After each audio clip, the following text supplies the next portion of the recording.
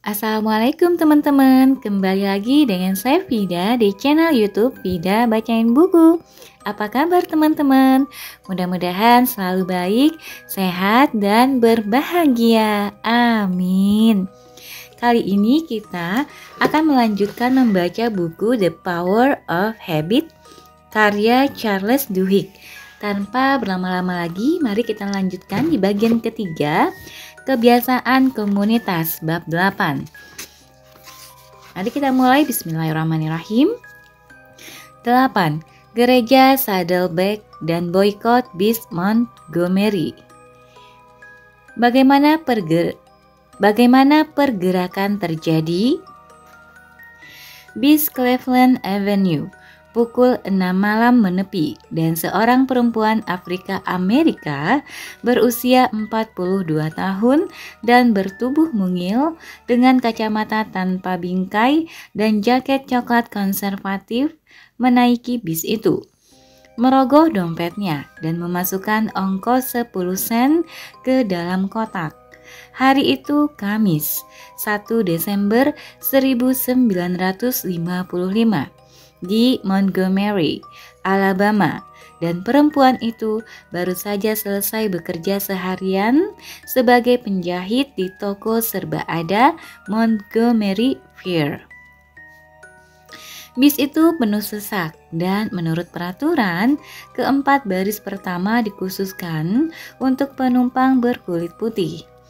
Area tempat orang-orang berkulit hitam diperbolehkan duduk di belakang. Sudah penuh sehingga perempuan itu, Rosa Parks, duduk di baris tengah, tepat di belakang bagian kulit putih, di mana kedua ras boleh sama-sama duduk. Sementara bis itu melanjutkan perjalanan, semakin banyak orang yang naik. Dengan segera, semua baris terisi dan beberapa orang, termasuk seorang penumpang kulit putih, berdiri di lorong, berpegangan ke batang besi di atas kepala. Sang supir bis, James F. Blake, yang melihat seorang laki-laki kulit putih berdiri, meneriaki para penumpang berkulit hitam di area parks agar memberikan kursi mereka. Namun tak ada yang menuruti. Saat itu berisik, mungkin mereka tidak dengar. Blake menepikan bis ke sebuah halte di depan Empire Theater di Jalan Montgomery dan berjalan ke belakang. Kalian sebaiknya jangan macam-macam dan kosongkan kursi-kursi itu, katanya. 3 penumpang berkulit hitam berdiri dan pindah ke belakang. Namun, Parks tetap duduk. Ia tidak berada di dalam bagian kulit putih, katanya kepada si supir. Dan lagi pula, yang berdiri hanya 1 orang penumpang kulit putih. Jika kau tidak berdiri, ancam Blake, akan kupanggil polisi supaya kau ditahan. Lakukan saja, balas Parks. Sang supir beranjak pergi dan memanggil 2 orang polisi. Mengapa kau tidak berdiri? Salah satu dari mereka menanyai Park setelah mereka naik ke bis. Mengapa kalian main paksa? Parks bertanya balik. Tidak tahu, jawab sang sopir. Tapi hukum ya hukum dan kau ditahan. Saat itu, meskipun tak seorang pun di bis itu tahu, pergerakan hak-hak sipil mengalami lompatan besar. Penolakan kecil itu adalah yang pertama dari serangkaian tindakan yang menggeser pertempuran mengenai hubungan antar ras dari pertarungan yang diperjuangkan para aktivis di pengadilan dan badan pembuat undang-undang menjadi upaya yang memperoleh kekuatan dari komunitas dan protes massal. Selama setahun berikutnya, populasi orang kulit hitam Montgomery bangkit dan memboikot bis-bis kota itu dan baru mengakhiri aksi mogok setelah hukum pemisahan ras di angkutan umum dihapuskan. Boikot itu menghancurkan keuangan maskapai bis, menarik puluhan ribu pemprotes untuk berdemo, memperkenalkan Amerika Serikat kepada seorang pemimpin muda karismatik bernama Martin Luther King Jr. dan memicu pergerakan yang akan menyebar ke Little Rock, Greensboro, Raleigh, Birmingham, dan akhirnya ke Kongres. Parks menjadi pahlawan, penerima Presidential Medal of Freedom, dan contoh cemerlang bagaimana satu tindakan pembangkangan bisa mengubah dunia. Namun itu baru sebagian ceritanya. Rosa Parks dan boykot bis Montgomery menjadi pusat kampanye hak-hak sipil bukan hanya karena satu tindakan pembangkangan, melainkan juga karena pola-pola sosial. Pengalaman-pengalaman Parks menawarkan pelajaran mengenai kekuatan kebiasaan sosial, perilaku-perilaku yang terjadi tanpa dipikir pada lusinan atau ratusan atau ribuan orang yang seringkali sulit dilihat saat muncul, namun mengandung kekuatan yang bisa mengubah dunia. Kebiasaan-kebiasaan sosial adalah yang mengisi jalanan dengan pemprotes yang mungkin tidak saling kenal, yang mungkin turun karena alasan berbeda-beda. Namun semuanya bergerak ke arah yang sama. Kebiasaan-kebiasaan sosial adalah mengapa sejumlah inisiatif menjadi pergerakan yang mengubah dunia, sementara yang lainnya gagal berkobar. Dan alasan mengapa kebiasaan sosial memiliki pengaruh sedemikian besar adalah karena akar banyak pergerakan, entah itu revolusi berskala besar atau fluktuasi sederhana di gereja yang orang hadiri, merupakan proses 3 bagian yang menurut para ahli sejarah dan ahli sosiologi muncul berulang-ulang. Pergerakan bermula karena kebiasaan sosial pertemanan dan ikatan yang kuat di antara kenalan-kenalan dekat. Pergerakan tumbuh karena kebiasaan-kebiasaan komunitas dan ikatan-ikatan lemah yang menyatukan lingkungan tetangga dan klan. Dan pergerakan bertahan karena pemimpin-pemimpin suatu pergerakan memberi para peserta kebiasaan-kebiasaan baru yang menciptakan rasa identitas yang segar dan rasa kepemilikan. Biasanya, baru ketika ketiga bagian proses ini terpenuhilah, suatu pergerakan bisa terdorong secara mandiri dan mencapai masa kritis.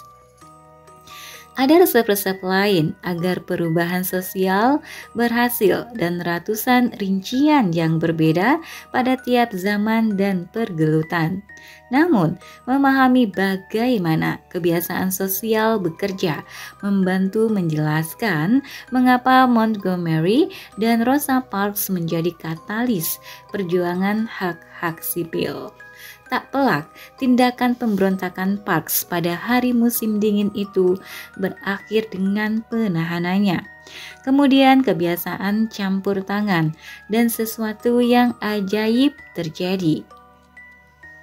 Next, Rosa Parks bukan penumpang berkulit hitam pertama yang dipenjara karena melanggar hukum pemisahan ras dalam bis Montgomery.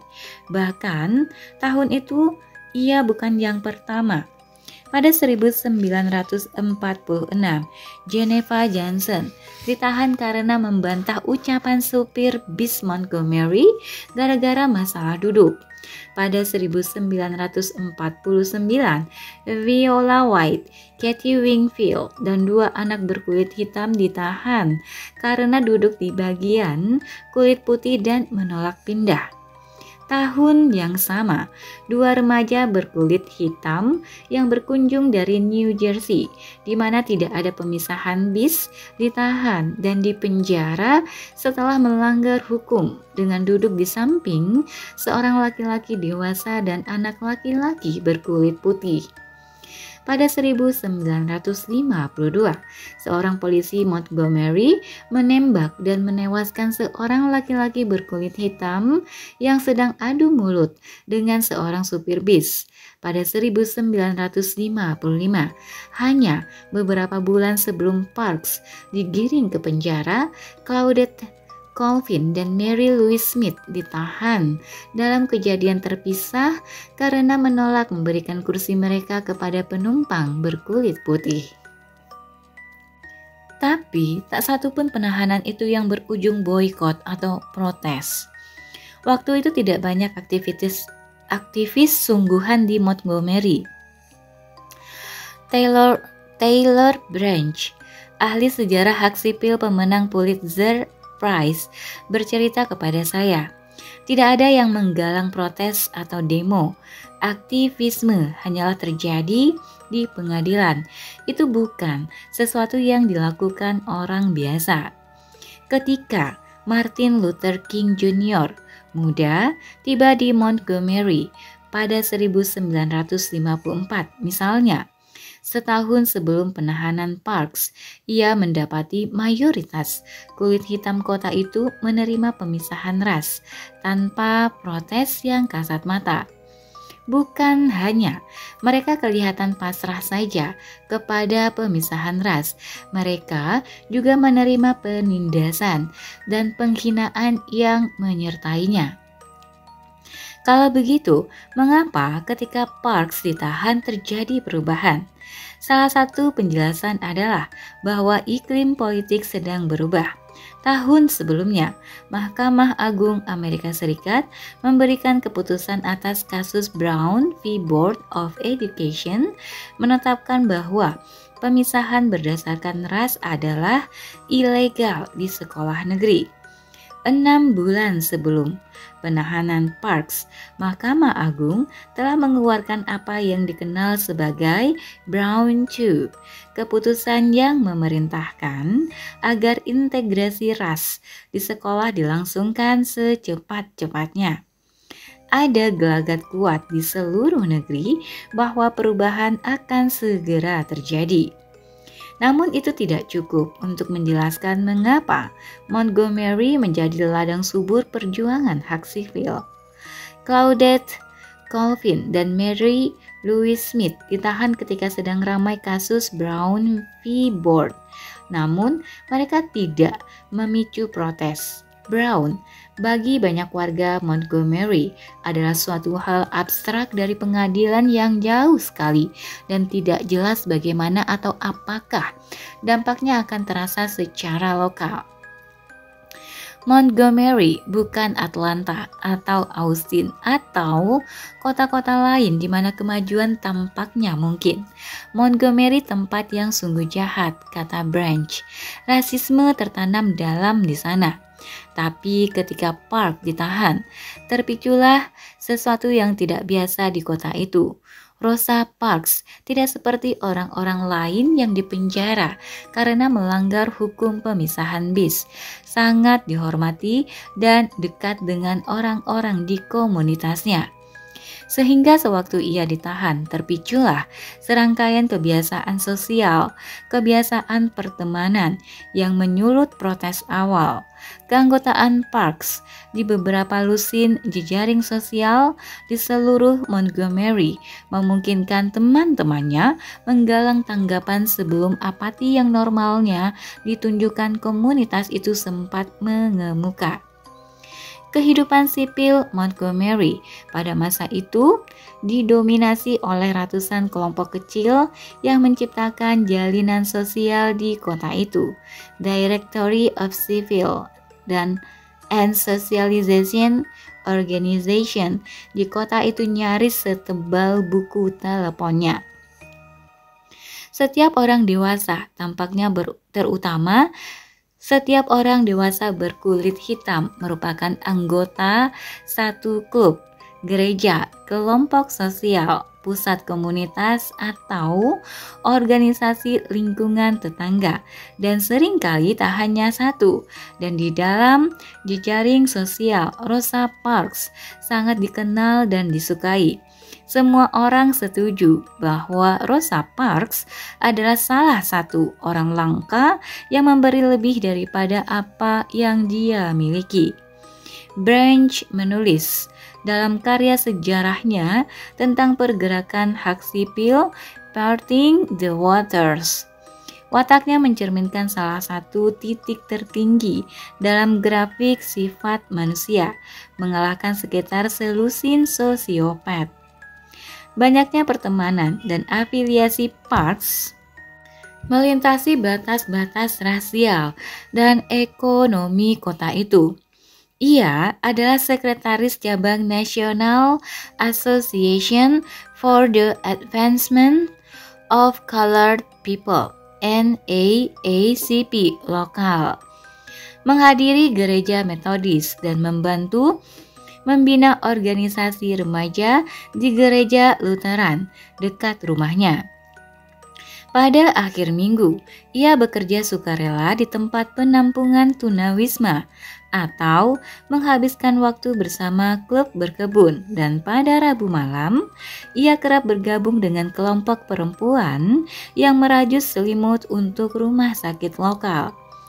Ia bekerja sukarela membuat pakaian untuk keluarga miskin dan menyediakan jasa penyesuaian gaun detik-detik akhir pada gadis-gadis muda kaya berkulit putih. Bahkan ia sedemikian giat di komunitasnya sampai-sampai suaminya mengeluh Rosa lebih sering bersantap di acara makan-makan daripada di rumah.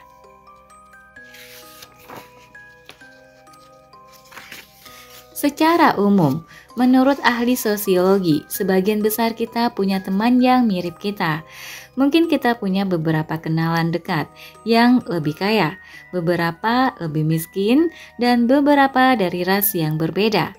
Namun, secara keseluruhan, hubungan-hubungan terdalam kita cenderung dengan orang-orang yang terlihat seperti kita, memiliki pendapatan yang kira-kira sama besar dan berasal dari latar belakang yang sama. Kontras dengan itu, teman-teman Parks melintasi hierarki sosial dan ekonomi Montgomery. Ia memiliki apa yang disebut para ahli sosiologi ikatan-ikatan kuat, strong ties, hubungan langsung dengan lusinan kelompok lain di seluruh Montgomery yang biasanya tidak berhubungan dengan satu sama lain. Jelas, inilah kuncinya, kata Branch. Rosa Parks melampaui stratifikasi sosial komunitas kulit hitam dan Montgomery secara keseluruhan. Ia berteman dengan seluruh ladang maupun profesor universitas. Dan kekuatan pertemanan itu muncul begitu Parks masuk penjara. Lanjut. Rosa Parks menelpon rumah orang tuanya dari kantor polisi. Ia panik dan ibunya yang tidak tahu harus melakukan apa mulai menelusuri daftar teman-teman Parks dalam benaknya, mencoba mengingat orang yang mungkin bisa membantu. Ia menelpon istri E.D. Nixon, mantan kepala NAACP Montgomery, yang lantas menelpon suaminya dan memberitahunya bahwa Parks perlu ditebus agar keluar dari penjara. Nixon langsung setuju membantu dan menelpon seorang pengacara terkemuka berkulit putih bernama Clifford Durr yang kenal Parks karena perempuan itu pernah menisik daun bagi ketiga putrinya. Nixon dan Durr pergi ke penjara, menebus Parks dan membawanya pulang. Mereka telah mencari-cari kasus sempurna untuk menantang hukum pemisahan ras di East Montgomery, dan karena melihat adanya kesempatan, mereka menanyai Parks apakah ia mengizinkan mereka membelanya di pengadilan. Suami Parks menentang gagasan itu. Orang-orang kulit putih akan bunuh kau, Rosa, katanya kepada sang istri. Namun Parks pernah bertahun-tahun bekerja dengan Nixon di NAACP. Ia pernah ke rumah Durr dan membantu putri-putrinya mempersiapkan diri untuk pesta debut. Kini teman-temannya memohon bantuan. Bila kalian pikir itu akan berarti bagi Montgomery dan mendatangkan akibat baik, katanya kepada mereka, aku dengan senang hati mau ikut terlibat. Malam itu, hanya beberapa jam setelah penahanan, kabar Parks masuk penjara mulai menyebar di kalangan komunitas kulit hitam. Joe N. Robinson, presiden satu kelompok kuat guru sekolah yang terlibat dalam politik sekaligus teman Parks di banyak organisasi, mendengar tentang hal itu. Demikian pula banyak guru sekolah dalam kelompok Robinson dan banyak orang tua dari murid-murid mereka. Menjelang tengah malam, Robinson mengadakan rapat dadakan dan mengusulkan agar semua orang memboikot naik bis kota pada hari Senin. 4 hari kemudian, ketika Parks dijadwalkan diadili.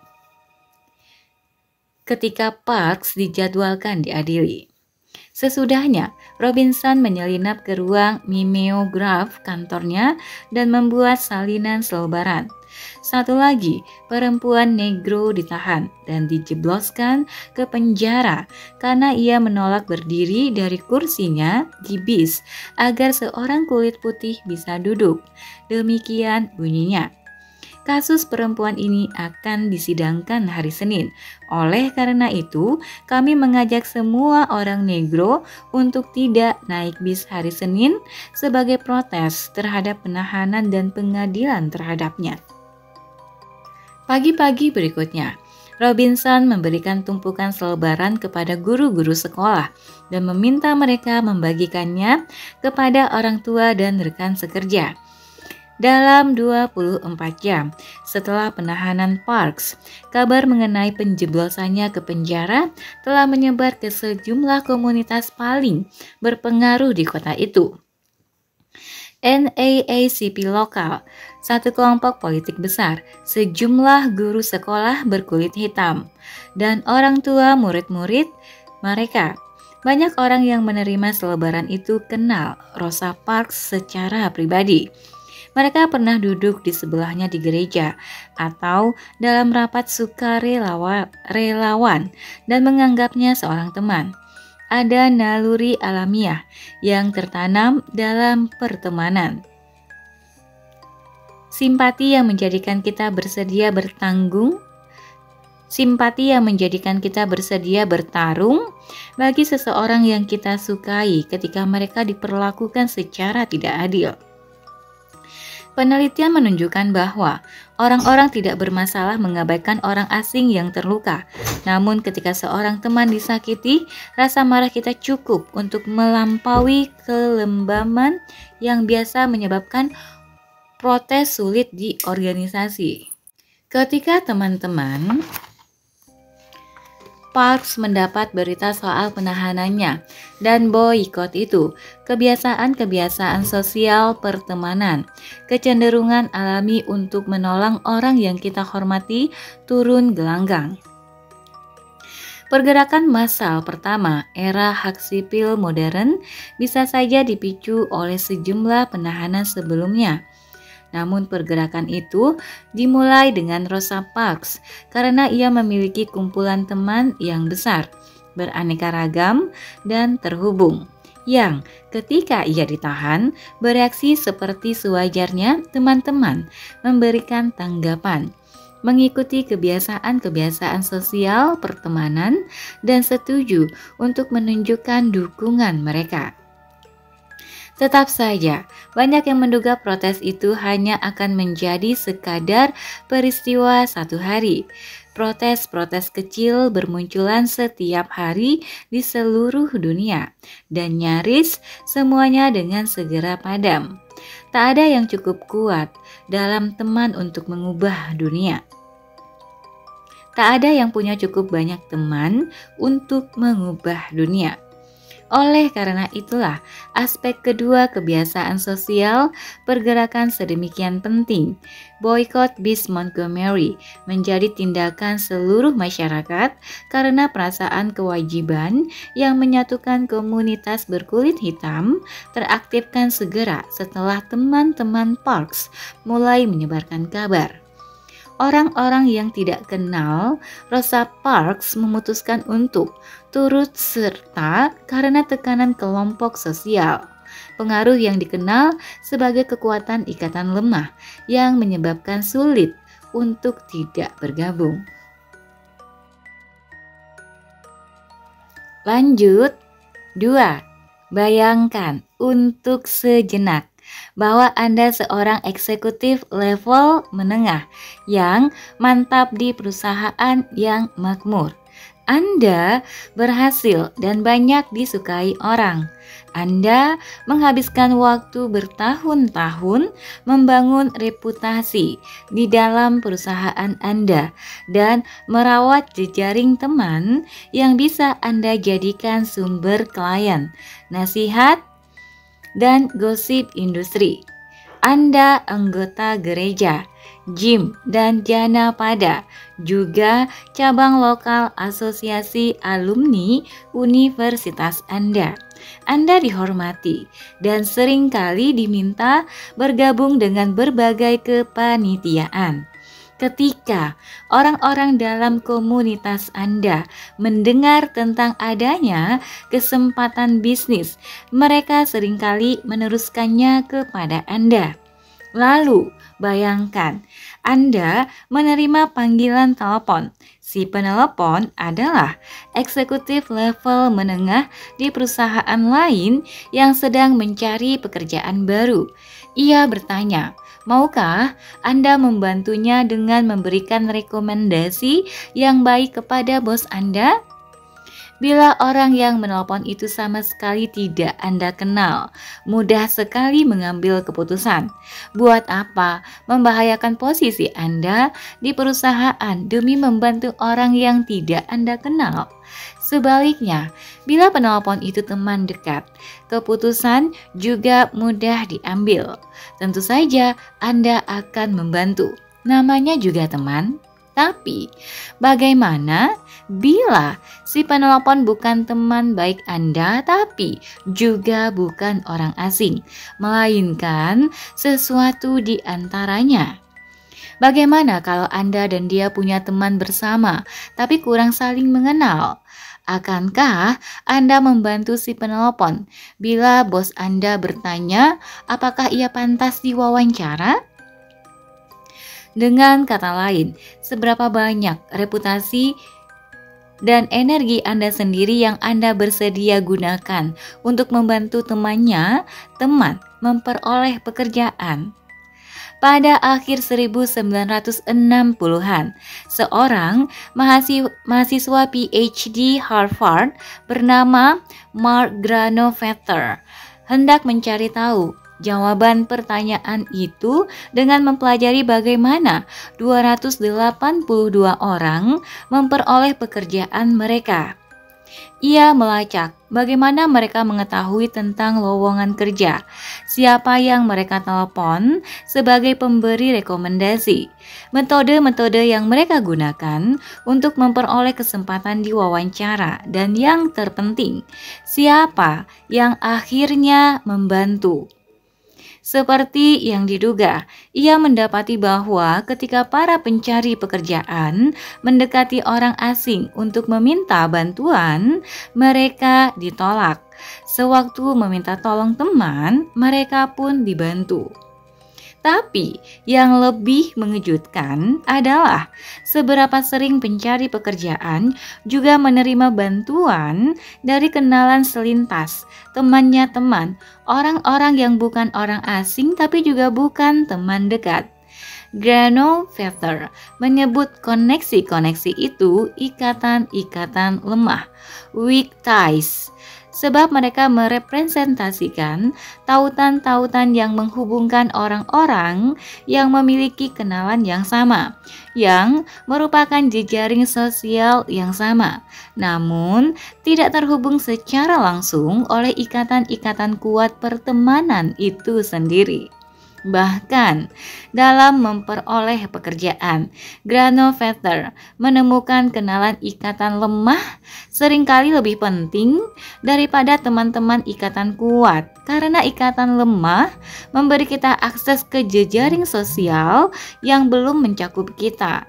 Banyak Banyak orang yang Granovetter pelajari memperoleh informasi tentang lowongan kerja baru melalui ikatan lemah, bukan dari teman dekat. Yang masuk akal sebab kita mengobrol sepanjang waktu dengan teman-teman dekat kita dan bekerja bersama mereka atau membaca blog yang sama. Pada saat mereka mendengar tentang lowongan baru, kita barangkali sudah tahu juga mengenainya.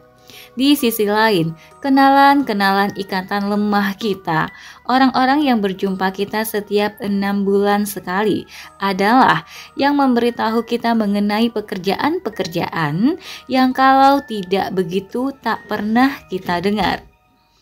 Ketika para ahli sosiologi mengkaji bagaimana opini menjadi diterima masyarakat, bagaimana gosip menyebar, atau bagaimana pergerakan politik bermula, mereka menemukan pola yang sama. Kenalan-kenalan ikatan lemah kita seringkali sama berpengaruhnya atau malah berpengaruh dibanding teman-teman ikatan kuat kita. Seperti yang ditulis Granovetter, individu dengan sedikit ikatan lemah akan memperoleh informasi dari bagian-bagian jauh sistem sosial dan akan terbatas kepada berita-berita dekat dan pandangan-pandangan teman-teman karib mereka. Kekurangan-kekurangan ini tak hanya akan mengisolasi mereka dari gagasan-gagasan dan tren-tren terbaru, namun juga dapat menempatkan mereka dalam posisi dapat menempatkan mereka dalam posisi tak menguntungkan di pasar tenaga kerja, di mana kemajuan bisa jadi bergantung kepada mengetahui mengenai lowongan pekerjaan yang sesuai pada waktu yang tepat. Terlebih lagi, individu-individu semacam itu mungkin sulit diorganisasi atau diintegrasikan ke dalam gerakan politik apapun. Sementara anggota-anggota satu atau dua kelompok eksklusif mungkin bisa secara efisien direkrut. Masalahnya adalah tanpa ikatan lemah, momentum apapun yang dimunculkan dengan cara ini tidak menyebar di luar kelompok tersebut. Sebagai akibatnya, sebagian besar populasi tak akan tersentuh. Kekuatan ikatan lemah membantu menjelaskan bagaimana satu protes bisa berkembang dari sekelompok teman menjadi pergerakan sosial luas. Sulit untuk meyakinkan ribuan orang untuk mengejar tujuan yang sama, terutama ketika upaya itu membuat mereka harus menjalani kesusahan. Misalnya, jalan kaki ke tempat kerja dan bukan naik bis, atau masuk penjara, atau bahkan tidak minum secangkir kopi di pagi hari karena perusahaan yang menjualnya tidak mendukung pertanian organik. Kebanyakan orang tidak cukup peduli mengenai ribut-ribut terbaru sampai-sampai mereka mau tidak naik bis atau minum kafein, kecuali ada teman dekat yang disakiti atau dipenjara. Jadi, ada alat yang para aktivis telah lama andalkan untuk menggalang protes, bahkan ketika sekelompok orang tidak betul-betul ingin berperan serta. Alat itu adalah suatu persuasi yang luar biasa efektif selama ratusan tahun. Alatnya adalah perasaan kewajiban yang ditekankan lingkungan tetangga atau komunitas atas diri mereka sendiri. Dengan kata lain, tekanan kelompok, peer pressure, tekanan kelompok dan kebiasaan-kebiasaan sosial yang mendorong orang untuk mengikuti apa yang diharapkan dalam kelompok sulit untuk dijabarkan. Seringkali berbeda bentuk dan ekspresinya dari orang ke orang. Kebiasaan-kebiasaan sosial itu bukanlah satu pola konsisten seperti lusinan kebiasaan individual yang pada akhirnya menyebabkan setiap orang bergerak ke arah yang sama. Tapi kebiasaan-kebiasaan tekanan kelompok memiliki satu kesamaan. Seringkali penyebarannya adalah melalui ikatan-ikatan lemah. dan tekanan kelompok memperoleh kewenangan melalui harapan bersama. Bila Anda mengabaikan kewajiban sosial di lingkungan Anda, bila Anda cuek dengan pola-pola yang diharapkan dalam komunitas Anda berisiko kehilangan gengsi sosial. Anda membahayakan akses Anda ke banyak manfaat sosial yang diperoleh dari bergabung dengan Janapada, asosiasi alumni atau gereja. Dengan kata lain, bila Anda tidak menolong seorang penelpon yang sedang mencari-cari kerja, ia mungkin mengeluh kepada teman main tenisnya yang mungkin menceritakan gerutuan itu kepada seseorang di ruang ganti yang sedang Anda coba pikat agar mau menjadi klien, yang jadi lebih kecil kemungkinannya menjawab telepon Anda karena Anda punya reputasi sebagai orang yang tidak setia kawan. Di taman bermain, tekanan kelompok itu berbahaya. Dalam kehidupan orang dewasa, begitulah urusan diselesaikan dan komunitas mengorganisasi diri. Tekanan kelompok itu saja tidak cukup untuk mempertahankan pergerakan. Namun, ketika ikatan-ikatan kuat pertemanan dan ikatan-ikatan lemah, tekanan kelompok bergabung, semuanya pun menciptakan momentum yang mengagumkan.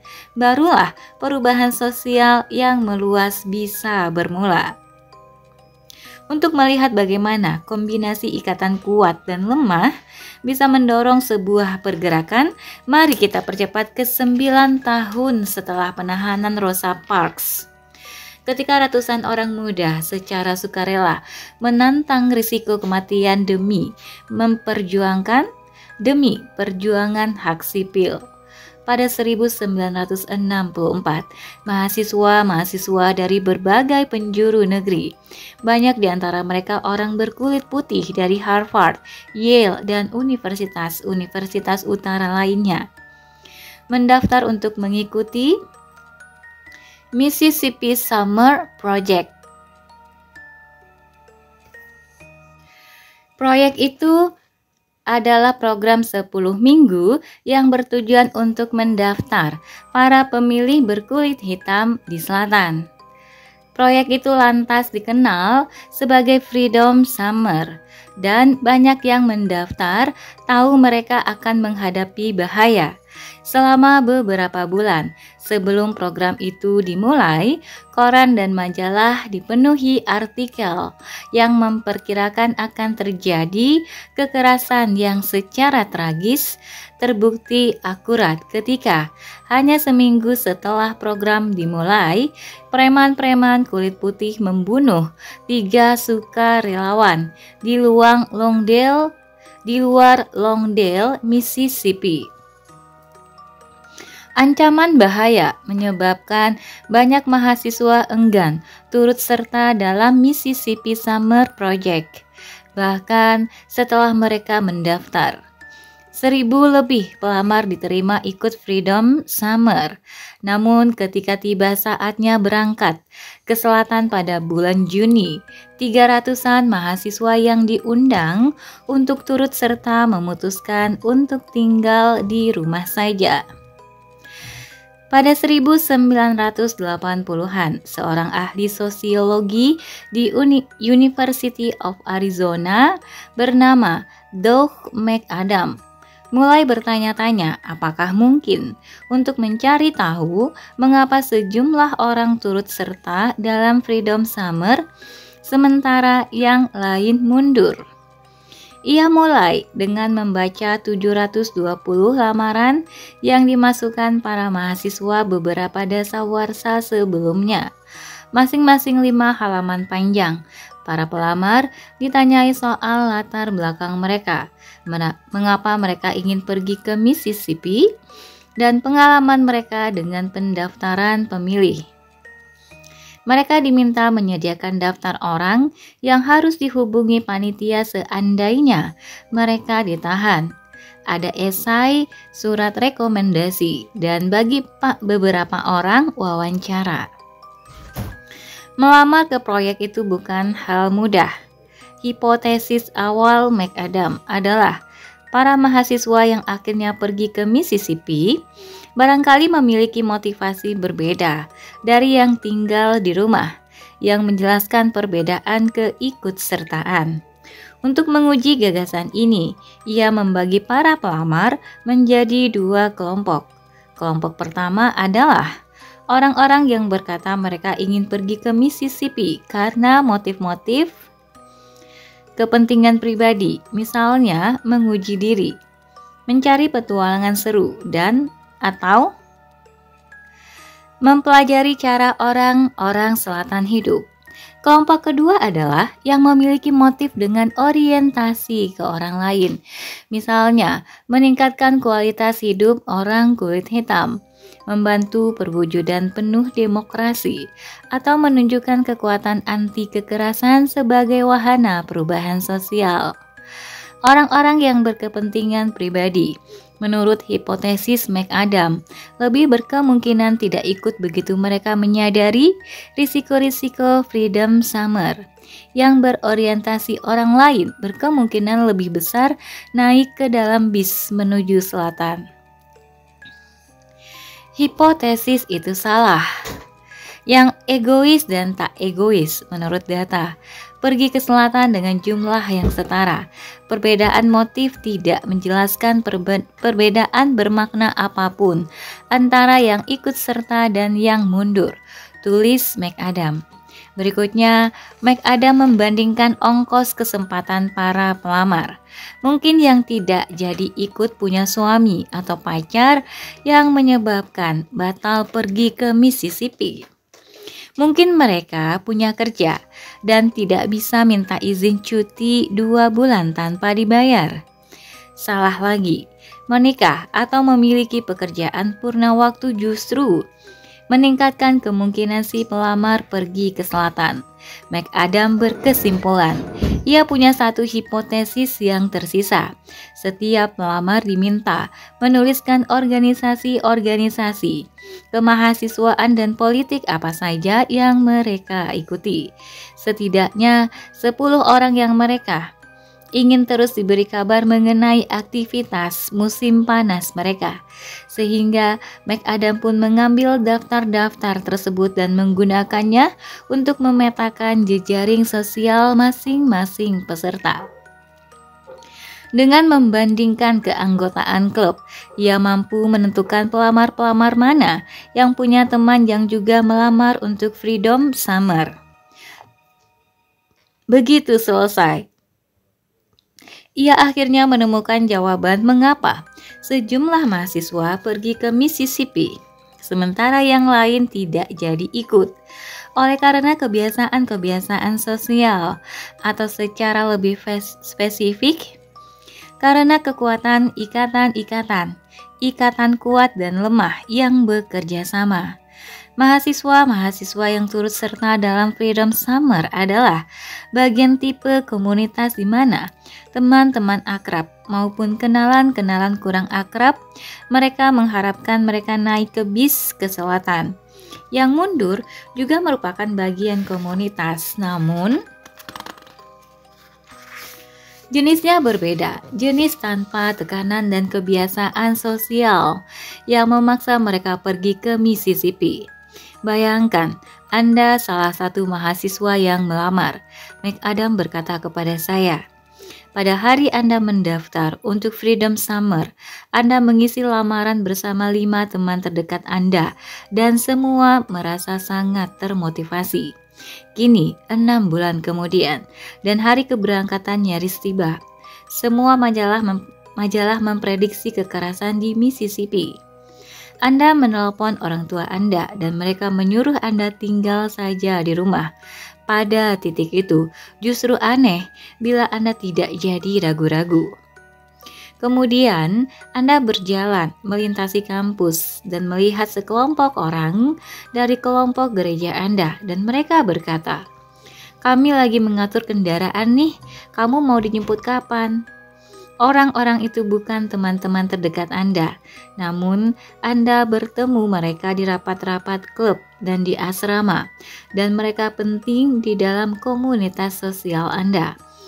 Mereka semua tahu Anda diterima di Freedom Summer dan Anda pernah bilang ke mereka Anda ingin pergi. Coba saja, pada titik itu, Anda bisa mundur atau tidak. Gengsi sosial Anda akan merosot jauh sekali. Bahkan meskipun Anda jadi ragu-ragu, akan ada akibat sungguhan bila Anda mundur. Anda akan kehilangan penghormatan dari orang-orang yang pendapatnya penting bagi Anda.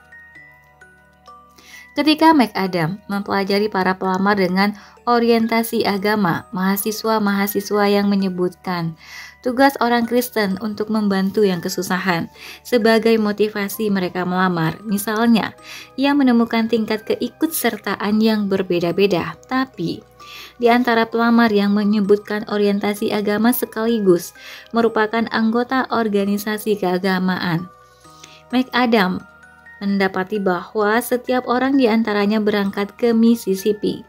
Begitu komunitas mereka tahu mereka telah diterima di Freedom Summer, mustahil bagi mereka untuk mundur. Di sisi lain, coba pikirkan jejaring sosial para pelamar yang diterima dalam program itu, tapi tidak berangkat ke Mississippi. Mereka juga terlibat organisasi kampus. Mereka juga anggota klub dan peduli mengenai gengsi mereka dalam komunitas-komunitas itu.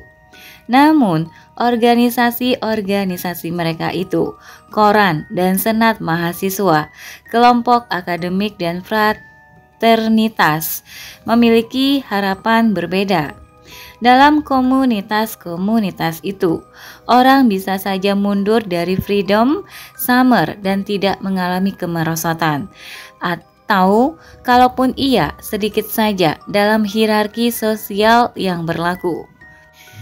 Ketika dihadapkan pada kemungkinan ditahan atau lebih parah lagi di Mississippi, kebanyakan mahasiswa barangkali menjadi ragu-ragu. Tapi sebagian di antara mereka merupakan bagian komunitas di mana kebiasaan-kebiasaan sosial, harapan-harapan dari teman-teman dan tekanan kelompok dari kenalan-kenalan mereka memaksa mereka ikut serta sehingga terlepas dari keraguan-raguan mereka. Mereka pun membeli tiket bis ke selatan. Yang lain yang juga peduli tentang hak-hak sipil merupakan bagian komunitas di mana kebiasaan-kebiasaan sosial menunjuk ke arah yang agak berbeda. Sehingga mereka pun membatin, mungkin aku tinggal saja di rumah. Berikutnya, pada pagi hari, setelah ia membayar jaminan untuk menebus Rosa Parks dari penjara, E.D. Nixon menelpon ke pendeta baru di Dexter Avenue Baptist Church, Martin Luther King Jr. Waktu itu baru pukul 5 pagi lewat sedikit. Namun sewaktu sang pendeta menjawab telepon, Nixon tidak mengucapkan halo atau menanyakan apakah ia sedang membuat putri King yang baru berusia 2 minggu terbangun. Ia langsung menyerocos soal penahanan atas Parks, bagaimana ia diseret ke penjara karena menolak menyerahkan kursinya, dan rencana mereka untuk memperjuangkan kasusnya di pengadilan dan memboikot bis-bis kota pada hari Senin. Pada saat itu, King berusia 26 tahun. Ia baru berada di Montgomery setahun dan masih mencoba menemukan perannya di dalam masyarakat. Nixon meminta dukungan sekaligus izin King untuk menggunakan gerejanya sebagai tempat rapat boikot malam itu. King khawatir terlibat terlalu jauh, saudara Nixon. Ia berkata, "Biarkan saya pikirkan dulu dan nanti telepon saya lagi." Namun Nixon tidak berhenti di situ. Ia menghubungi salah satu teman karib King, salah satu ikatan kuat King yang paling kuat, yang bernama Ralph D. Abernathy, dan memintanya membantu meyakinkan sang pendeta muda untuk turut serta. Beberapa jam kemudian, Nixon menelpon King lagi. "Saya setuju," King menjawab. "Saya senang dengar Anda bilang begitu," balas Nixon, "sebab saya sudah berbicara kepada 18 orang lain dan memberitahu mereka agar bertemu di gereja Anda malam ini. Bakalan aneh kalau kami berkumpul di sana tanpa Anda." Dengan segera, King direkrut menjadi presiden organisasi yang terlahir untuk mengkoordinasi boikot itu. Pada hari Minggu, 3 hari setelah penahanan Parks, para pendeta berkulit hitam di kota itu, setelah berbicara dengan King dan anggota-anggota lain organisasi baru itu, menjelaskan kepada jemaat mereka bahwa setiap gereja kulit hitam di kota itu telah bersepakat untuk melangsungkan protes sehari. Pesan mereka jelas memalukan bagi jemaat gereja manapun apabila mereka berpangku tangan. Pada hari yang sama, koran kota itu, Advertiser, memuat sebuah artikel mengenai rapat sangat rahasia orang-orang Negro Montgomery yang merencanakan memboikot bis-bis kota pada hari Senin. Sang wartawan memperoleh salinan selebaran yang diambil perempuan-perempuan kulit putih dari para pelayan mereka. Bagian-bagian kota yang ditinggali orang kulit hitam dibanjiri ribuan salinan selebaran kata artikel itu. Dan diperkirakan setiap warga berkulit hitam akan turut serta. Ketika artikel itu ditulis, hanya teman-teman Parks, para pendeta dan panitia boikot yang telah secara terbuka menyatakan akan bergabung dengan protes itu. Namun begitu warga berkulit hitam kota itu membaca koran tersebut, mereka menduga, seperti juga para pembaca berkulit putih, bahwa semua orang lain sudah menyatakan bersedia ikut. Banyak orang yang merupakan jemaat gereja dan membaca koran itu mengenal Rosa Parks secara pribadi dan bersedia memboikot karena pertemanan mereka dengannya. Yang lain tidak mengenal Parks, namun mereka bisa merasakan bahwa komunitas berdemo membelanya dan bahwa bila mereka terlihat menumpang bis pada Senin pagi, bakal jelek kelihatannya. Bila Anda bekerja, tertera pada salah satu selebaran yang dibagikan di gereja, naik taksi atau tumpangi mobil orang lain dan atau berjalanlah. Kemudian orang mendengar bahwa para pemimpin boikot telah meyakinkan atau mengancam semua supir taksi berkulit hitam agar setuju untuk mengangkut penumpang berkulit putih pada Senin pagi dengan biaya 10 sen saja, sama dengan ongkos bis. Ikatan-ikatan lemah, komunitas menarik semua orang menyatu. Pada titik itu, hanya ada pendukung boikot atau penentang boikot. Pada Senin pagi, penyelenggaraan boikot, King bangun sebelum fajar dan meminum kopinya. Istrinya Coretta duduk di jendela depan dan menanti bis pertama lewat. Coretta memekik ketika ia melihat lampu depan bis rute South Jackson yang biasanya dipenuhi para pembantu rumah tangga yang berangkat kerja lewat tanpa penumpang. Bis berikutnya juga kosong. Demikian pula yang berikutnya. King berkeliling dengan mobilnya, memeriksa rute-rute lain. Dalam sejam, ia menghitung 8 penumpang berkulit hitam. Seminggu sebelumnya, yang ia lihat ratusan. "Saya gembira sekali." Nantinya ia menulis, "Mukjizat telah terjadi." Terlihat orang-orang menunggang bagal ke tempat kerja dan tak cuma satu kereta yang ditarik kuda menelusuri jalan-jalan Montgomery. Penonton berkumpul di halte bis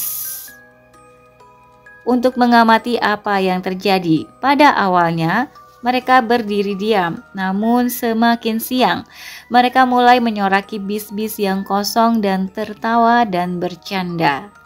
Anak-anak muda yang berisik terdengar menyanyikan "Tidak ada penumpang hari ini." Siang itu, di rumah pengadilan The Church Street. Rosa Parks dinyatakan bersalah karena melanggar hukum pemisahan ras negara bagian. 500 lebih orang kulit hitam memadati selasar-selasar dan berdiri di depan bangunan menanti keputusan. Boikot dan demo dadakan di pengadilan adalah aktivisme politik kulit hitam paling besar dalam sejarah Montgomery, dan semua itu digalang dalam 5 hari. Aktivisme itu dimulai di antara teman-teman dekat Parks, namun memperoleh kekuatan, kata King dan para peserta lain nantinya, dari perasaan kewajiban di antara komunitas, kebiasaan-kebiasaan sosial, ikatan-ikatan lemah. Komunitas ditekan untuk bersatu karena khawatir siapapun yang tidak turut serta bukanlah orang yang ingin Anda jadikan teman. Ada banyak orang yang akan ambil bagian dalam boikot itu tanpa dorongan semacam itu. King dan para supir taksi dan jemaat gereja mungkin akan membuat pilihan yang sama tanpa pengaruh ikatan-ikatan kuat dan lemah. Namun puluhan ribu dari berbagai penjuru kota tidak akan memutuskan tidak naik bis tanpa dorongan kebiasaan sosial. Komunitas negro yang tadinya terlelap dan senyap kini telah terbangun sepenuhnya, King kelak menulis. Tapi kebiasaan-kebiasaan sosial itu saja tidak cukup untuk memperpanjang boikot sehari menjadi pergerakan setahun. Beberapa minggu kemudian, King secara terbuka menyatakan kekhawatiran bahwa tekad orang-orang melemah, bahkan kemampuan komunitas negro untuk terus berjuang meragukan. Kemudian kekhawatiran itu menguap. King seperti ribuan pemimpin pergerakan lainnya akan memindahkan panduan perjuangan dari tangannya ke bahu para pengikutnya, sebagian besar dengan memberikan mereka kebiasaan-kebiasaan baru. Ia akan mengaktifkan bagian ketiga rumus pergerakan, dan boikot itu pun menjadi kekuatan yang mendorong dirinya sendiri. Lanjut 3. Pada musim panas tahun 1979, seorang mahasiswa seminari yang berkulit putih yang baru berusia 1 tahun sewaktu Rosa Parks ditahan, dan ketika itu terutama memikirkan bagaimana ia bisa menyokong keluarganya yang bertambah besar, memasang selembar peta di dinding rumahnya di Texas dan mulai menggambar lingkaran mengelilingi kota-kota besar Amerika Serikat, mulai dari Seattle sampai Miami. Rick Warren adalah seorang pendeta baptis dengan istri yang sedang hamil dan uang di bawah $2.000 di bank. Ia ingin memulai jemaat baru di antara orang-orang yang belum menjadi anggota gereja. Namun ia tidak punya gagasan di mana gereja itu seharusnya didirikan. Saya pikir saya akan pergi ke suatu tempat yang tak mau didatangi semua teman seminari saya, ceritanya kepada saya. Ia menghabiskan musim panas itu di perpustakaan, mempelajari catatan sensus, buku telepon, artikel, koran, dan peta. Istrinya sudah hamil bulan ke-9, maka setiap beberapa jam sekali Warren berlari ke telepon umum menelpon ke rumah untuk memastikan sang istri belum akan bersalin, dan kemudian kembali lagi ke tumpukan bacaannya. Suatu sore, Warren menemukan deskripsi tempat yang bernama Lembah Saddleback di Orange County, California. Buku yang sedang Warren baca menyatakan bahwa Orange County merupakan wilayah yang paling cepat tumbuh di county paling cepat tumbuh di salah satu negara bagian paling cepat tumbuh di Amerika. Ada beberapa gereja di daerah itu, tetapi tidak ada yang cukup besar untuk menampung populasi yang berkembang cepat. Warren yang tergelitik menghubungi pemimpin-pemimpin agama di California Selatan yang mengatakan kepadanya bahwa banyak penduduk setempat mengaku sebagai orang Kristen namun tidak menghadiri misa. Di dalam ruang bawah tanah, berdebu yang remang-remang di perpustakaan universitas itu, saya mendengarkan Tuhan berkata kepada saya, "Disitulah aku ingin kau mendirikan gerejamu."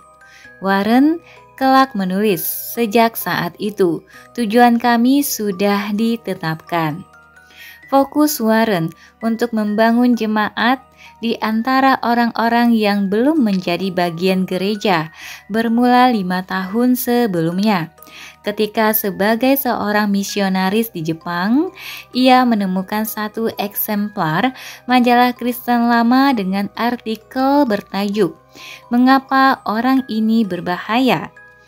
Artikel itu mengenai Donald McGavran, seorang pengarang kontroversial yang berfokus membangun gereja di negara-negara yang sebagian besar penduduknya belum menerima Kristus.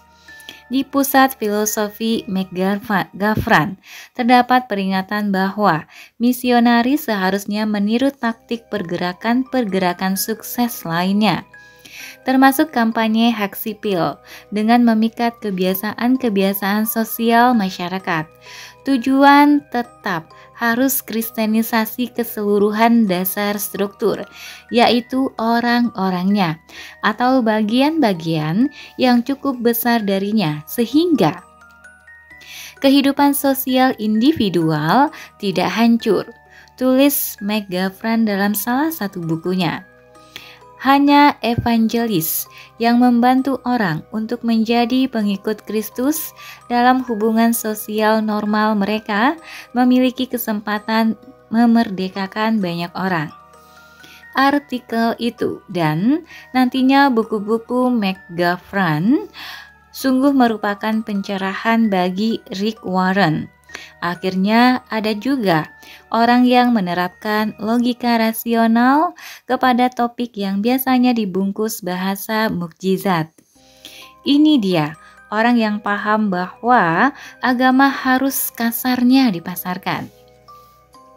McGavran menyusun strategi yang menginstruksikan kepada para pembangun gereja untuk berbicara kepada orang-orang dalam bahasa mereka sendiri, menciptakan tempat peribadatan di mana jemaat bertemu teman-teman mereka, mendengarkan jenis-jenis musik yang sudah biasa mereka dengarkan, dan memperoleh pelajaran-pelajaran Alkitab dalam kiasan yang mudah dicerna.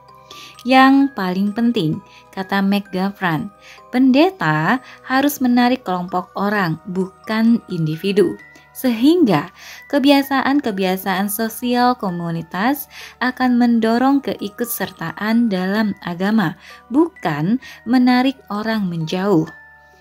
Bulan Desember, setelah lulus dari seminari dan bayinya terlahir, Warren memasukkan keluarga dan barang-barangnya ke dalam mobil box, mengemudikan mobil itu ke Orange County, dan menyewa flat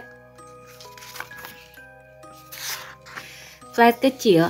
Sekelompok doa pertamanya memikat 7 orang dan menggelar ibadat di ruang keluarganya.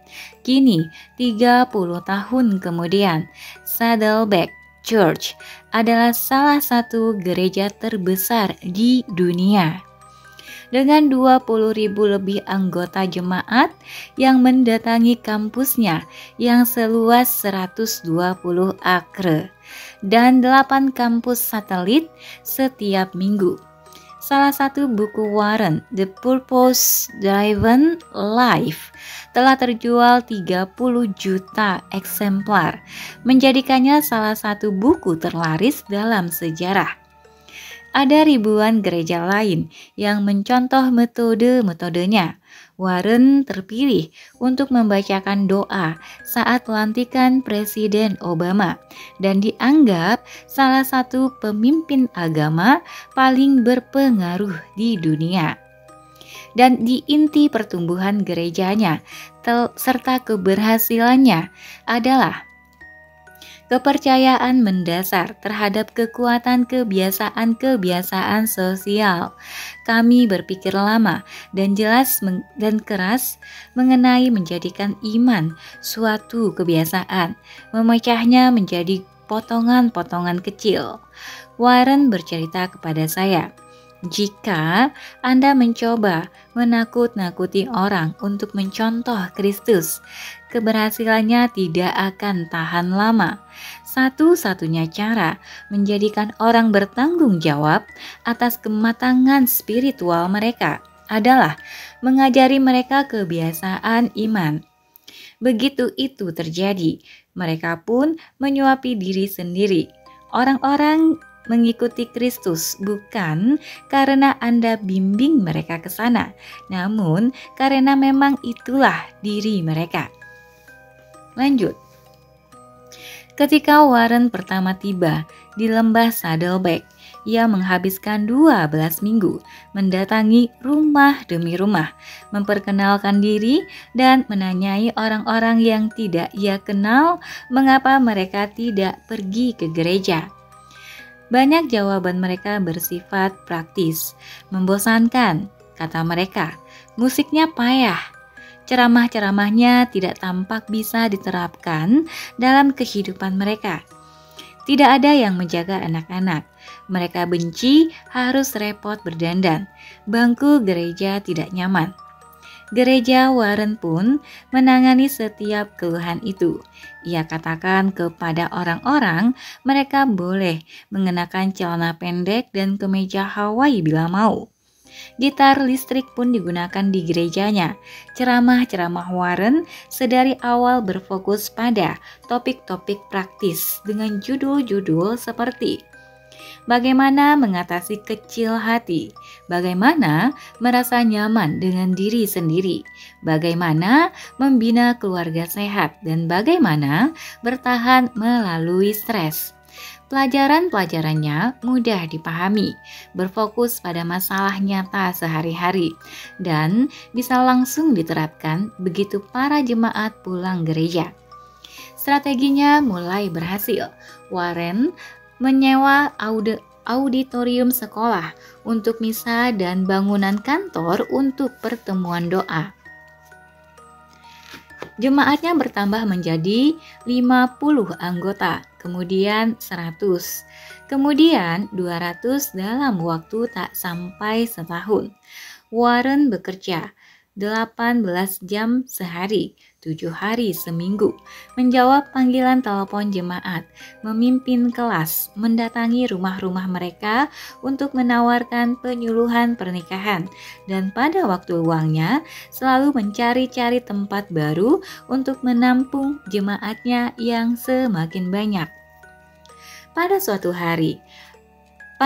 hari Minggu di pertengahan Desember, Warren berdiri untuk berceramah dalam misa jam 11. Ia merasa pening, pusing. Ia mencengkram podium dan mulai berbicara. Namun, kata-kata yang tertera di kertasnya terlihat kabur. Ia mulai jatuh, menahan dirinya, dan memberi tanda kepada asisten pendetanya, satu-satunya stafnya, untuk menggantikan ia berceramah. Maaf teman-teman, kata Warren kepada hadirin, saya harus duduk. Selama bertahun-tahun, ia menderita serangan kecemasan dan terkadang melankolia mendadak, yang kata teman-temannya terdengar seperti depresi ringan. Namun sebelumnya tidak pernah seburuk ini. Hari berikutnya, Warren dan keluarganya mulai berkendara ke Arizona, di mana keluarga istrinya punya satu rumah. Perlahan-lahan ia pulih. Ada hari-hari ketika ia tidur 12 jam dan kemudian berjalan melintasi gurun, berdoa, mencoba memahami mengapa serangan-serangan panik itu mengacaukan segala sesuatu yang telah ia bangun. Dengan upaya sedemikian keras, sudah nyaris sebulan ia berada jauh dari gerejanya. Melankolianya menjadi depresi penuh, lebih gelap daripada apapun yang pernah ia alami sebelumnya. Ia tidak yakin apakah ia akan bisa cukup sehat untuk kembali ke Saddleback. Warren, seperti pendeta seharusnya, kerap memperoleh pencerahan.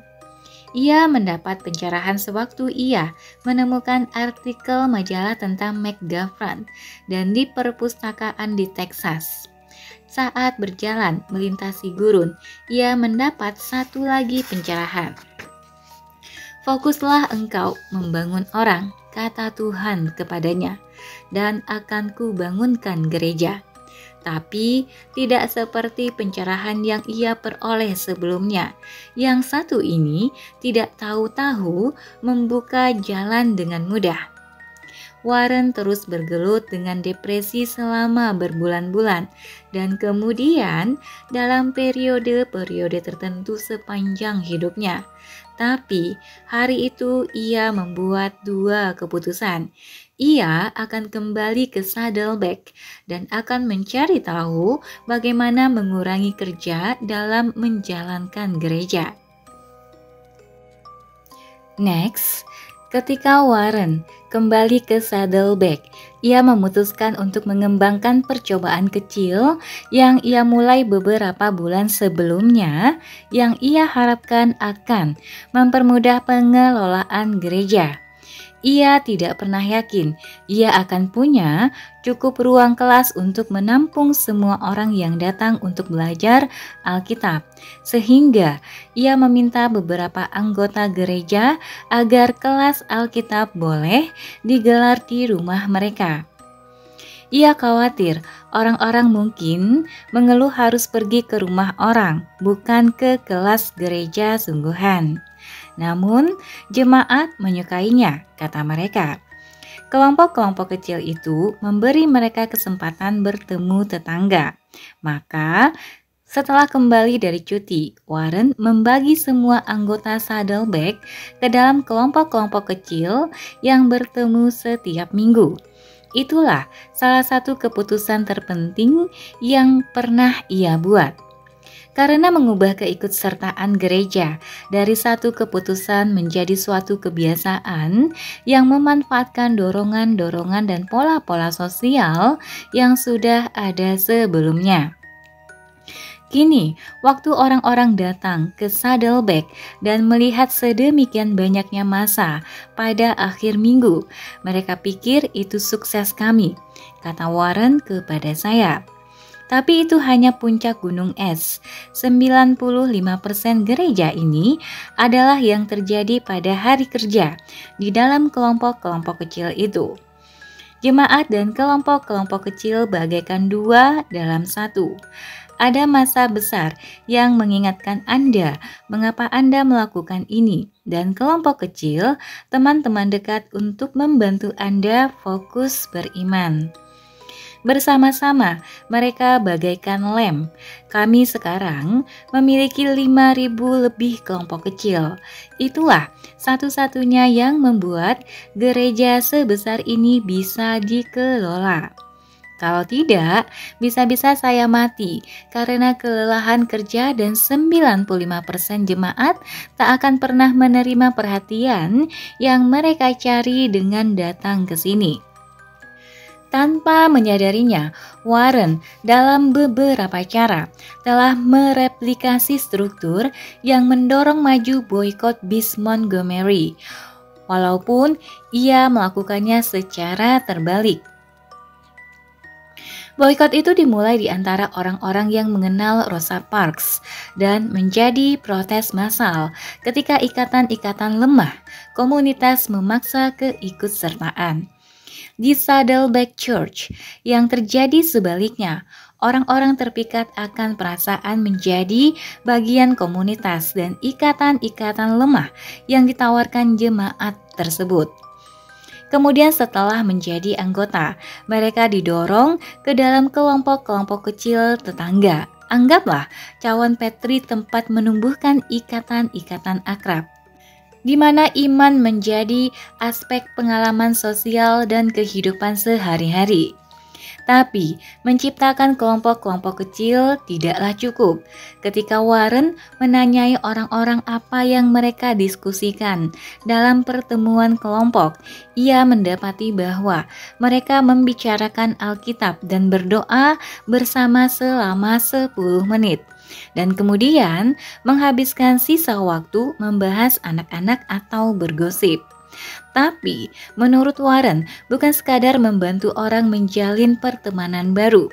Tujuannya adalah membangun komunitas yang beriman untuk mendorong orang agar menerima ajaran-ajaran Kristus dan menjadikan iman fokus dari kehidupan mereka. Kelompok-kelompok kecilnya telah menciptakan pertalian erat, namun tanpa kepemimpinan, mereka sekadar kelompok arisan. Mereka tidak memenuhi harapan-harapan religius. Warren terpikir lagi soal McGavran, sang pengarang. Filosofi McGavran mengatakan bahwa bila kita mengajari orang agar hidup dengan kebiasaan-kebiasaan Kristiani, mereka pun akan berlaku sebagai orang Kristen tanpa perlu terus-menerus dibimbing dan diawasi. Warren tidak bisa memimpin sendiri setiap kelompok kecil. Ia tidak bisa hadir untuk memastikan setiap percakapan terfokus pada Kristus, bukan acara TV terbaru. Namun, ia pikir ia bisa memberi orang-orang kebiasaan baru. Ia tidak perlu mengawasi mereka seperti itu. Ketika orang-orang berkumpul, naluri mereka adalah membahas Alkitab, berdoa bersama, mewujudkan iman mereka. Oleh karena itu, Warren menyusun serangkaian kurikulum yang digunakan di kelas-kelas gereja dan diskusi-diskusi kelompok kecil yang secara eksplisit dirancang untuk mengajari anggota jemaat kebiasaan-kebiasaan baru. Bila Anda ingin memiliki watak seperti Kristus, maka Anda harus kembangkan kebiasaan-kebiasaan yang dimiliki Kristus.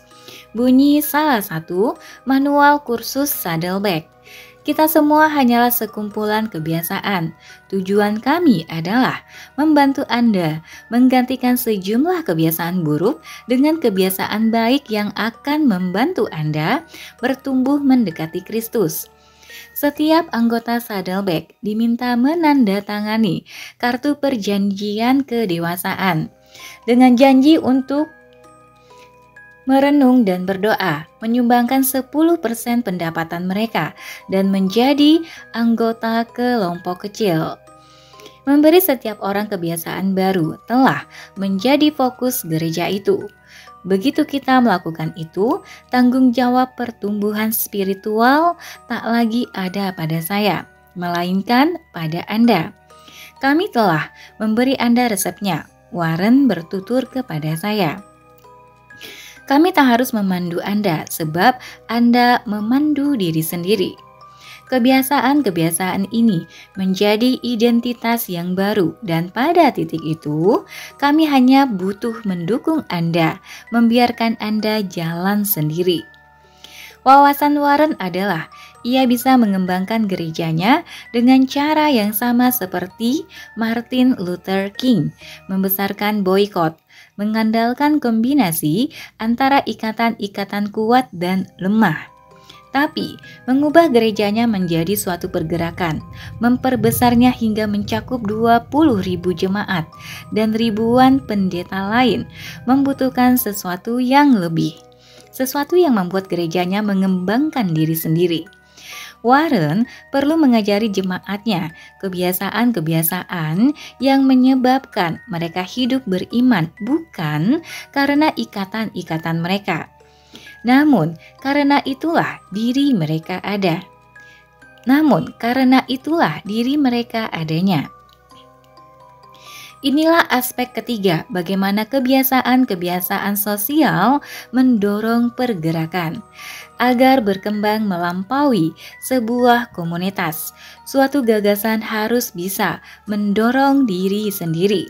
Dan cara terpasti mencapai itu adalah memberi orang kebiasaan-kebiasaan baru yang membantu mereka mencari tahu kemana harus pergi sendiri.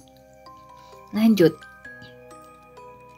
Seiring berkembangnya boykot bis dari beberapa hari menjadi seminggu dan kemudian sebulan dan kemudian 2 bulan, komitmen komunitas kulit hitam Montgomery mulai memudar. Komisioner polisi yang mengutip aturan yang mensyaratkan supir taksi menarik ongkos minimum, mengancam akan menahan supir-supir taksi yang mengantar orang kulit hitam ke tempat kerja dengan memberikan diskon. Para pemimpin boikot menanggapi dengan mengumpulkan 200 sukarelawan untuk berperan serta menyediakan tebengan mobil. Polisi mulai memberikan tilang, mengganggu orang-orang di tempat-tempat pertemuan tebengan. Jumlah pengendara mulai turun. Semakin sulit saja menumpang, tulis King nantinya. Keluhan-keluhan mulai meningkat, dari pagi buta sampai larut malam. Telepon saya berbunyi terus dan bel rumah saya jarang diam. Saya mulai meragukan kemampuan komunitas negro untuk terus berjuang. Suatu malam, waktu King sedang berceramah di gerejanya, seorang pesuruh mendekat dengan pesan darurat. Ada bom meledak di rumah King, sementara istri dan anak perempuannya yang masih kecil ada di dalam. King bergegas pulang dan disambut oleh kerumunan ratusan orang kulit hitam, juga wali kota dan kepala polisi. Keluarganya tidak terluka, namun jendela-jendela depan rumahnya hancur berantakan dan terasnya berlubang. Bila ada yang sedang berada di ruang depan rumah saat bom itu meledak, mereka bisa jadi terbunuh. Sewaktu King memeriksa kerusakan, semakin banyak orang kulit hitam tiba. Para polisi mulai menyuruh massa untuk membubarkan diri. Seseorang mendorong seorang polisi. Sebuah botol melayang di udara. Salah seorang polisi mengayunkan tongkat pemukul. Sang kepala polisi yang beberapa bulan sebelumnya secara terbuka menyatakan dukungannya terhadap White Citizens Council yang rasis menarik King ke pinggir dan meminta ia melakukan sesuatu apa saja untuk mencegah kerusuhan pecah. King berjalan ke terasnya. "Jangan panik," ia berteriak kepada massa. "Jangan ambil senjata. Barang siapa hidup dengan pedang akan berakhir hidupnya di ujung pedang." Massa menjadi tenang.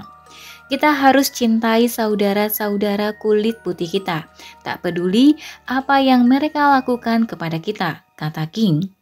Kita harus buat mereka tahu kita mencintai mereka.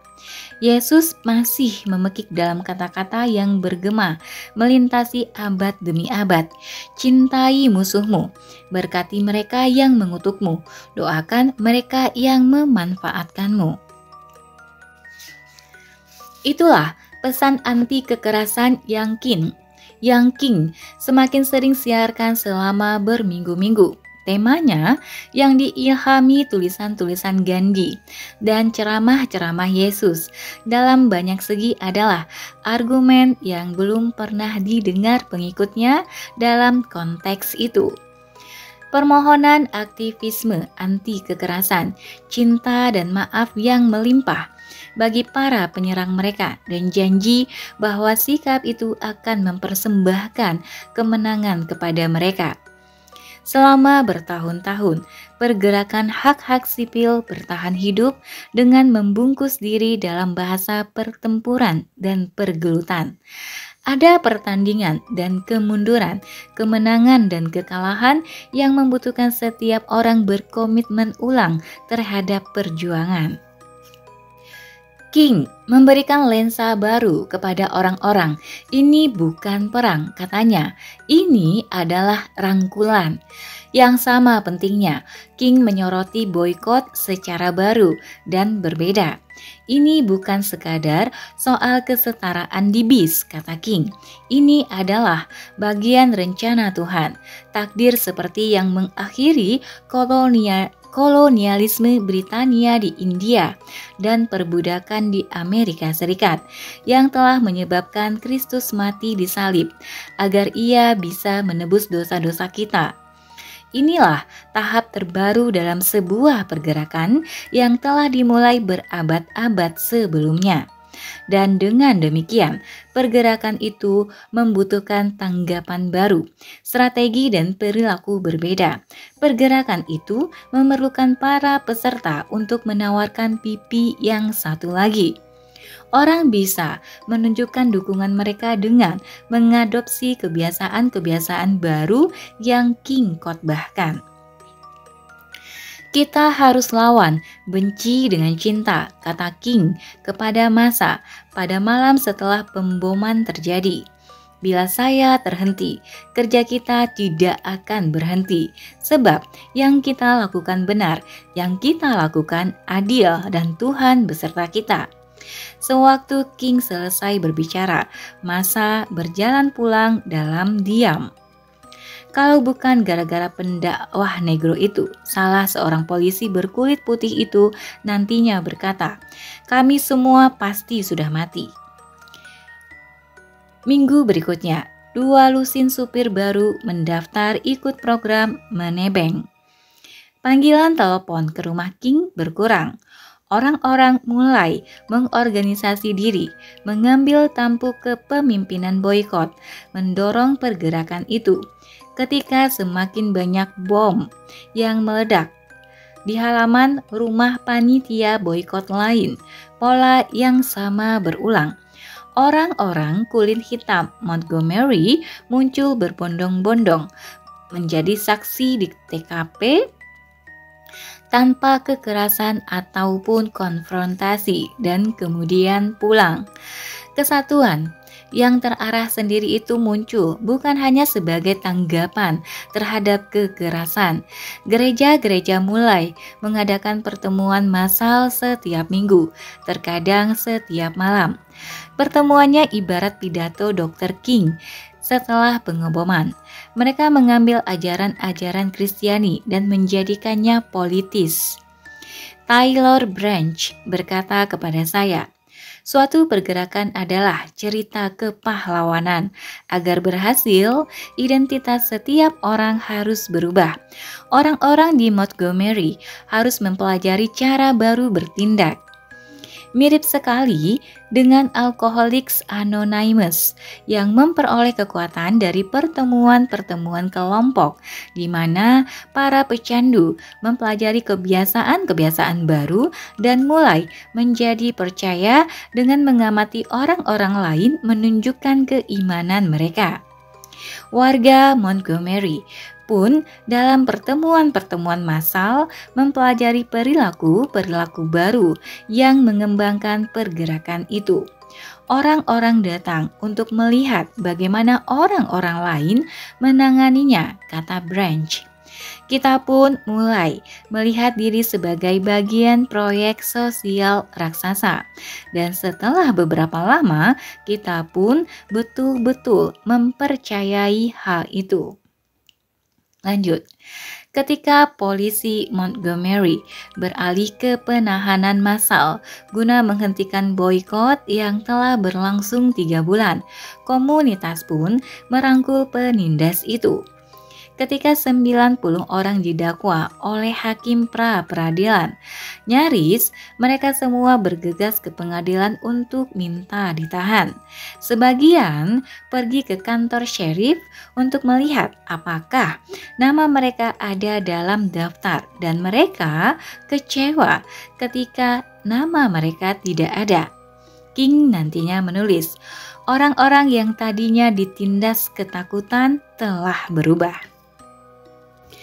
King memberikan lensa baru kepada orang-orang. Ini bukan perang, katanya. Ini adalah rangkulan. Yang sama pentingnya, King menyoroti boikot secara baru dan berbeda. Koreksi sebentar. Pada tahun-tahun berikutnya, seiring meluasnya pergerakan dan hadirnya gelombang pembunuhan dan serangan, penahanan dan pemukulan, para pemprotes bukannya melawan balik, mundur, dan menggunakan taktik-taktik yang dalam tahun-tahun sebelum Montgomery menjadi alat terpenting aktivis, hanya bergeming dan berkata kepada para preman berkulit putih bahwa mereka siap memaafkan ketika kebencian para preman itu telah lenyap. Bukannya menghentikan pergerakan taktik lawan, hanya memberikan momentum yang lebih besar dan membuat kami semakin kompak, tulis King. Mereka kira mereka berurusan dengan kelompok yang bisa dibujuk atau dipaksa melakukan apapun yang orang kulit putih inginkan. Mereka tidak sadar mereka menghadapi orang-orang negro yang telah terbebas dari rasa takut. Tentu saja, ada banyak alasan rumit mengapa boikot bis Montgomery berhasil dan mengapa boikot itu menjadi pemicu pergerakan yang menyebar ke seluruh Amerika Serikat bagian selatan. Namun salah satu faktor terpenting adalah aspek ketiga kebiasaan sosial yang tertanam dalam filosofi King adalah seperangkat perilaku baru yang mengubah peserta dari pengikut menjadi pemimpin yang mengarahkan diri sendiri.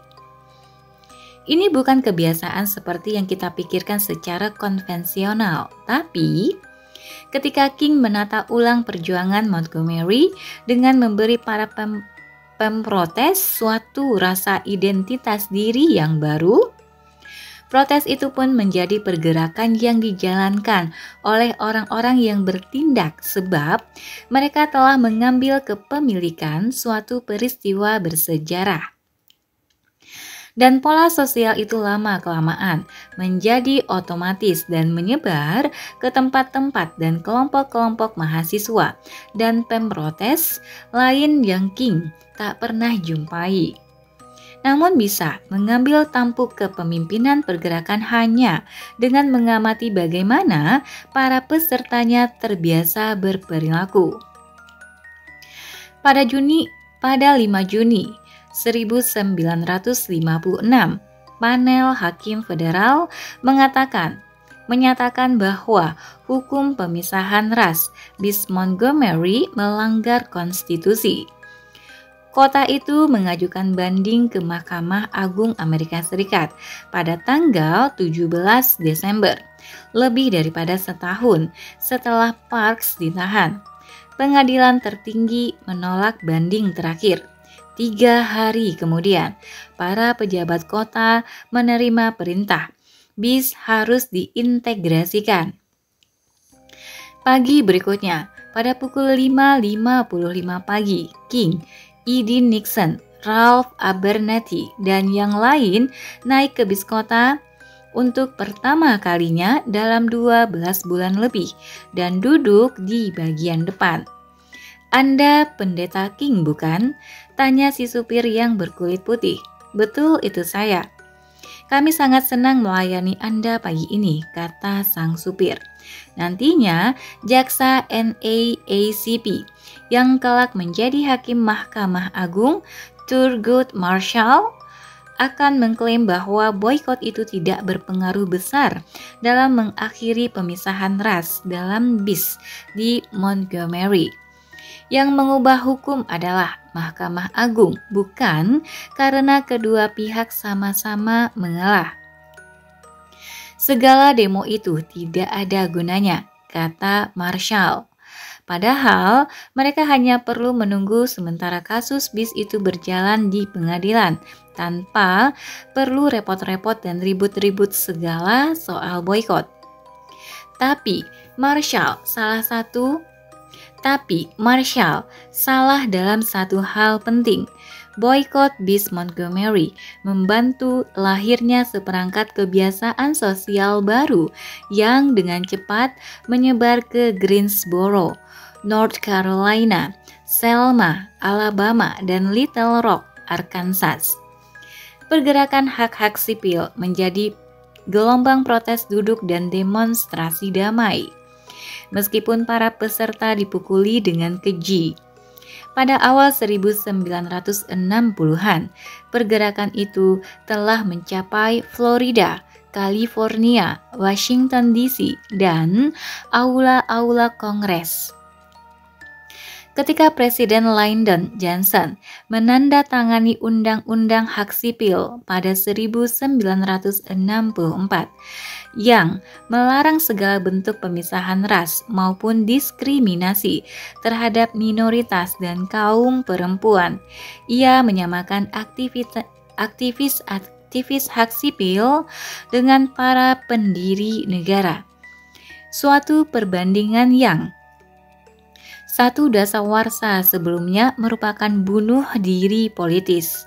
188 tahun lalu, minggu ini, sekelompok kecil laki-laki pemberani memulai perjuangan panjang demi kemerdekaan. Ia berkata di depan kamera-kamera televisi, "Kini generasi kita adalah orang-orang Amerika yang terpanggil untuk meneruskan pencarian keadilan tanpa akhir di dalam batas-batas negeri kita sendiri." Pergerakan tidak muncul karena mendadak setiap orang memutuskan untuk menghadap ke arah yang sama. Pergerakan mengandalkan pola-pola sosial yang bermula sebagai kebiasaan pertemanan, tumbuh melalui kebiasaan komunitas dan dipertahankan oleh kebiasaan-kebiasaan baru yang mengubah rasa identitas peserta. King menyadari kekuatan kebiasaan-kebiasaan itu sejak di Montgomery. "Saya harus menutup acara ini dengan wanti-wanti," ia berucap di hadapan hadirin yang memenuhi gereja pada malam ia mengumumkan penghentian boikot. Ia masih akan mengajukan protes lagi selama 1 dasawarsa, namun ujung perjuangannya telah terlihat. Selagi kita kembali naik bis, marilah tetap mengasihi agar lawan kita berubah menjadi kawan.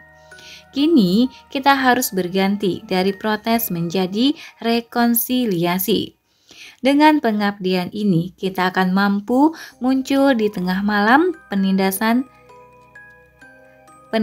antar manusia yang suram dan sengsara menuju fajar kebebasan dan keadilan yang cerah dan berkilauan. Oke teman-teman, sampai di sini dulu untuk bab 8 dari buku The Power of Habit Charles Duhigg. Nanti kita akan ketemu lagi di bab 9. Terima kasih untuk teman-teman yang sudah mendengarkan, subscribe, like, dan membagikan video ini. Sampai jumpa lagi. Assalamualaikum warahmatullahi wabarakatuh.